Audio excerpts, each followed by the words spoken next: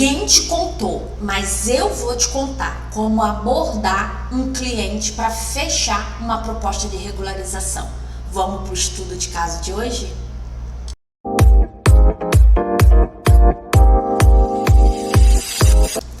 Olá, sou Tatiana Botelho, técnica em edificações há quase 30 anos, especialista em regularização de imóveis e obras e mentora de técnicos de edificações na área de regularização. E no estudo de caso de hoje, eu vou te mostrar como você deve conduzir o seu cliente no primeiro contato e ter fechamento de proposta com êxito. Então, vamos lá? Todo profissional fica ansioso para fechar o seu primeiro cliente. Fica ou não fica? Conta para mim a verdade. E tá normal. Eu também fico ansioso, não só pelo primeiro, mas por todos os clientes, porque cada proposta que a gente apresenta é um novo desafio que a gente vai assumir dali em diante.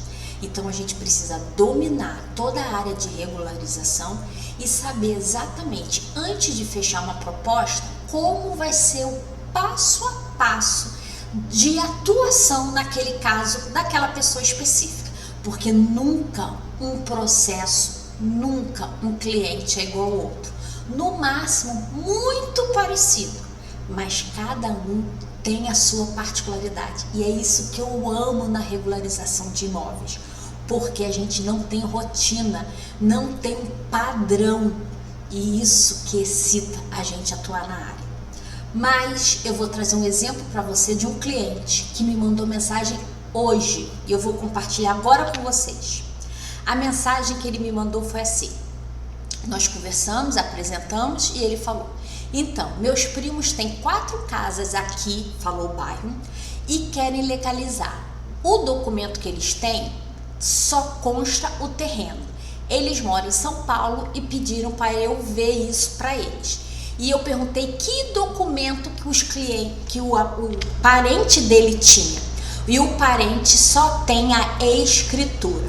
Então, como que nós vamos orientá-los para daqui para frente eles regularizarem os imóveis dele com êxito?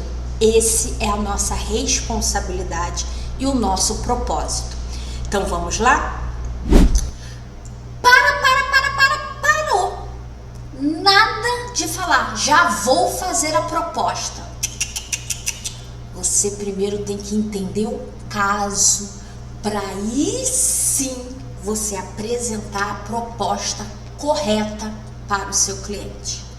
Aluno meu, mentorado meu, não sai correndo oferecendo proposta. Ai, vai cair dinheiro na conta.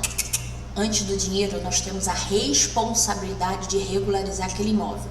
Porque lembra que eu sempre falo, existe uma objetividade daquele cliente por trás de simplesmente querer regularizar ou não o imóvel.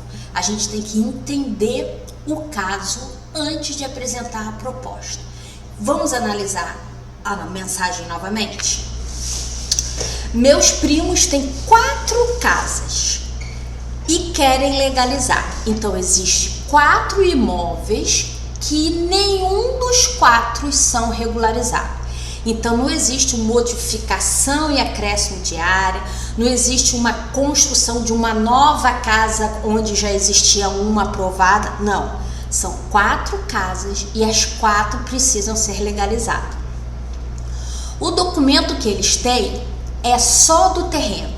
Então, a documentação que eles têm em mãos fala apenas do terreno. Os imóveis não existem. Olha a minha pergunta para ela. Entendi, mas o documento que eles têm é RGI, a ônus reais, a matrícula do imóvel, ou é uma outra documentação? E olha o que ela me respondeu, é uma escritura. Ok, então ele tem uma escritura de um terreno onde consta 4 casas que não foram legalizadas, nenhuma das 4 possui habites e ele tem uma escritura. Vou te mandar um áudio pelo número do escritório. Lembra que roubaram meu celular esses dias? Eu ainda estou sem ele resolvendo o seguro dele. Então, eu mandei uma mensagem em áudio para ela através do telefone do escritório. E vamos lá agora entender o passo a passo do que ela vai ter que, as informações que a gente precisa compartilhar. Vamos lá então. Primeiro, eu mandei um áudio que a gente precisa entender e aprofundar quais são realmente as informações desses imóveis, quais são os documentos que o proprietário tem e quais são os caminhos que ela vai percorrer até a gente regularizar esse imóvel. O que eu falei para ela é o que eu falo para todos os nossos clientes. Primeiro, você vai precisar, a gente vai precisar fazer um estudo de viabilidade técnica e legal, o queridinho EVTL. Mas para que fazer esse EVTL?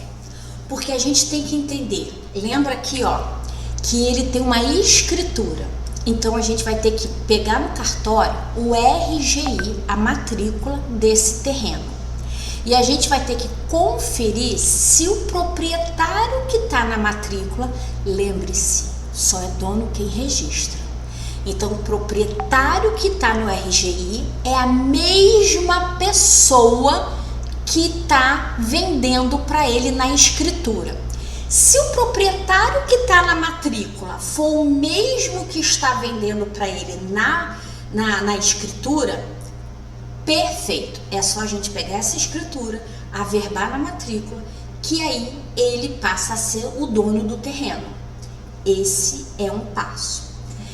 Caso a pessoa que está lá na matrícula não seja a mesma pessoa que está vendendo para ele na escritura, a gente vai ter que ir atrás para saber sobre esse buraco aqui, se o vendedor dele, que vendeu para ele, que está na escritura, é a mesma pessoa que comprou da pessoa que estava lá. Vai ter que vir uma cadeia de compra e venda.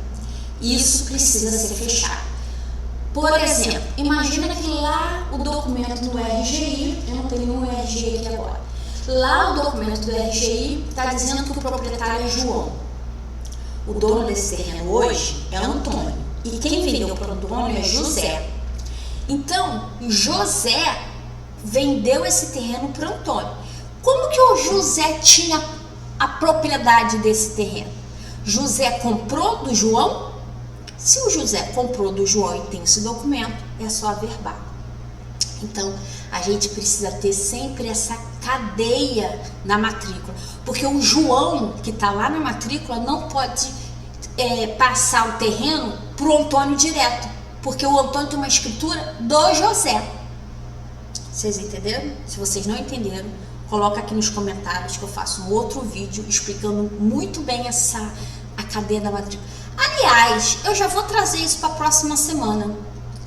Anotem aqui para eu não esquecer que o próximo estudo de caso vai ser exatamente sobre nomes na matrícula do imóvel. Vai ser muito legal, já até sei como é que eu vou trazer aqui para ficar bem fácil para vocês. Então, a primeira coisa que nós vamos analisar no estudo de viabilidade é essa documentação. Se é só averbar a escritura dele ou se vai dar mais um pouquinho de trabalho aí, mas vai ser ou não possível fazer essa averbação. E depois a gente vai ter que ir no local, fazer o levantamento das 4 casas e fazer uma planta legal. Já faz uma planta legal para ele, né? Como se fosse o projeto para dar entrada na prefeitura. E nessa planta a gente já vai fazer o estudo dos parâmetros urbanísticos. Saber se as casas atendem os parâmetros, se atende a taxa de ocupação máxima, se as distâncias entre elas estão dentro da legislação. Tudo isso a gente vai ter que estudar dentro do EVTL.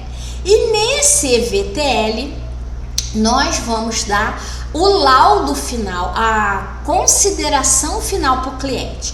Olha, para você iniciar um processo de regularização, a gente precisa ver isso. Por exemplo, para você iniciar um processo de regularização, a gente vai precisar averbar sua escritura na matrícula, a gente vai precisar as casas atendem à legislação, pode abrir o processo sem nenhum problema, ou a casa está numa área especial, então a gente vai ter que abrir em outra secretaria também. Isso tudo a gente consegue ver no estudo de viabilidade técnica e legal.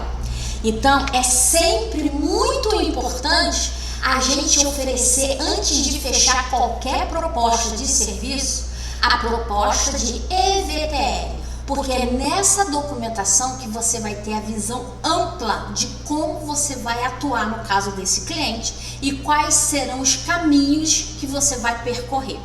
Então, sempre tenha em mente que o estudo de viabilidade é muito importante para qualquer tipo de serviço, seja para iniciar uma regularização, seja para iniciar um projeto, seja para iniciar um investimento. A gente precisa estar dominando essa área e oferecer esse serviço. É segurança do cliente e segurança nossa. E se você não conhece o estudo de viabilidade técnica e legal, e se você não sabe como elaborar, eu vou te falar, o estudo de viabilidade técnica e legal é um dos módulos que nós temos na nossa formação de regularização na prática. Sim, nós temos um curso de formação onde eu ensino você do zero ao regulador de alta performance. Você vai saber exatamente como iniciar o processo e terminar ele. E o EVTL é um desses módulos. E só ele você já consegue faturar um valor bem considerável só apresentando esse tipo de serviço. E se você quer saber mais sobre o curso de formação, nós estamos com um grupo VIP com os comprometidos e interessados em saber mais da regularização. O link vai estar aqui na descrição. É só você entrar e aguardar as próximas informações nos próximos dias. Tenho certeza que você não vai se arrepender e já vai poder terminar o ano de 2025 ainda faturando na regularização e já começar a bombar em 2026. E se o conteúdo de hoje fez sentido para vocês, deixa eu saber, comenta, curte, compartilha com outros técnicos para que a gente possa se unir e cada vez mais ganharmos força e consciência do que o técnico de edificações, sim, pode atuar na área de regularização, não precisa ficar só em obra ou escritório trabalhando para os outros, não. Você pode trabalhar como autônomo, como empresário, como empreendedor. Vem fazer parte dessa classe e bora regularizar? Até o próximo vídeo.